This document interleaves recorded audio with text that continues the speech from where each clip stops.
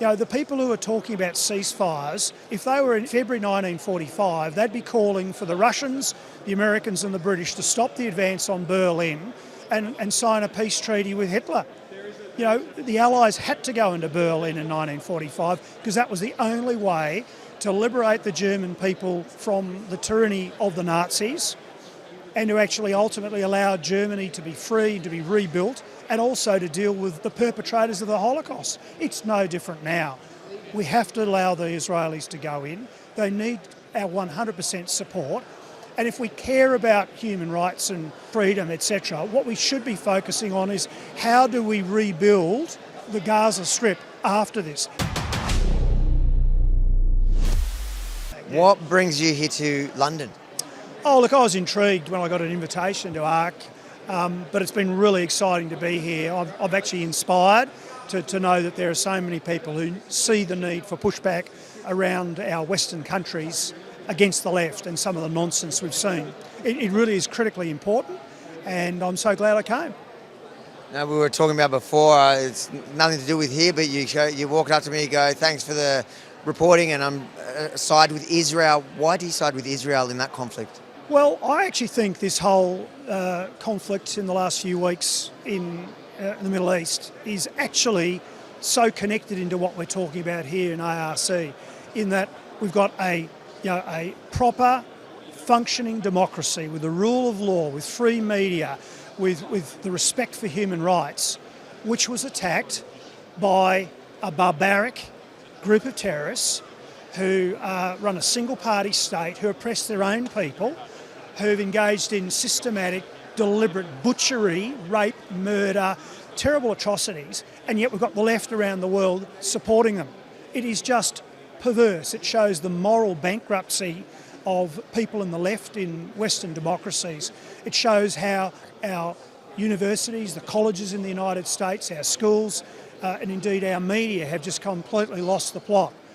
And that's why we need the stuff we're doing here at ARC to actually succeed. We've got to push back against these people. Israel must be supported. They've got every right to go in there and actually sort out Hamas and make their border secure for Israeli people. But there's a great opportunity here to actually give people on the Gaza Strip who haven't had democracy, who haven't had freedom, who haven't had the rule of law, give them freedom and all the things that I've just mentioned, give that. That's the opportunity here. And if the United Nations had any credibility, and sadly they don't now, that's what they should be talking about. Not the need for a ceasefire, but the need for a reconstruction plan once the Israeli Defence Forces have done their job. You mentioned the left, and for years we've seen that unholy alliance between the left and jihadis, which seems bizarre because fundamentally they actually don't agree with anything except for their hate for the only Jewish state. But a concerning trend I've seen is also on the right, and many of those people that protested for freedom through COVID who have taken the jihadi side on it. What's your perspective on that?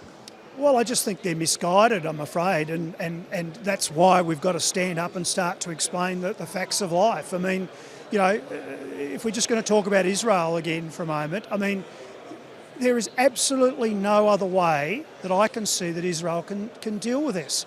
The people who are talking about ceasefires, if they were in February 1945, they'd be calling for the Russians, the Americans and the British to stop the advance on Berlin and sign a peace treaty with Hitler.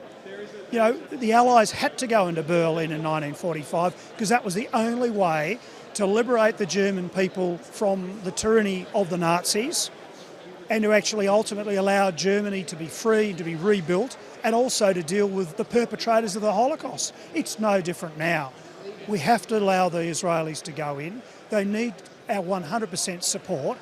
And if we care about human rights and freedom, etc., what we should be focusing on is how do we rebuild the Gaza Strip after this? How do we, for that matter, build a two-state solution? I'm all for that. But how do we help Palestinian people of goodwill actually learn to have a democracy and have the freedoms that the Israelis have enjoyed for many decades? I mean, we could talk about all the contradictions in the left's point of view. I mean, you can't be openly gay on the Gaza Strip. You know, I'd challenge some of these young female Instagrammers to go down and wear a skimpy outfit or a bikini on the shore of the Mediterranean in downtown Gaza. You wouldn't get away with that sort of stuff. So, you know, it's time for the left to be exposed. It's time for us to all speak up and push back really hard on this sort of stuff.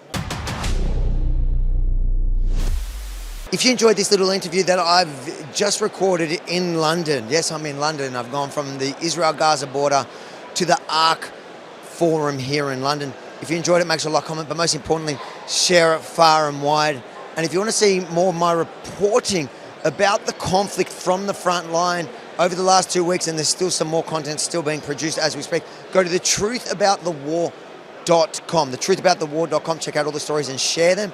And I'm doing plenty of other interviews here at the ARC Forum. They'll be produced and published over the next few weeks. But in the meantime, while the war is still raging, the ground operation is underway in Gaza, we'll make sure to put out these stories first. Thetruthaboutthewar.com.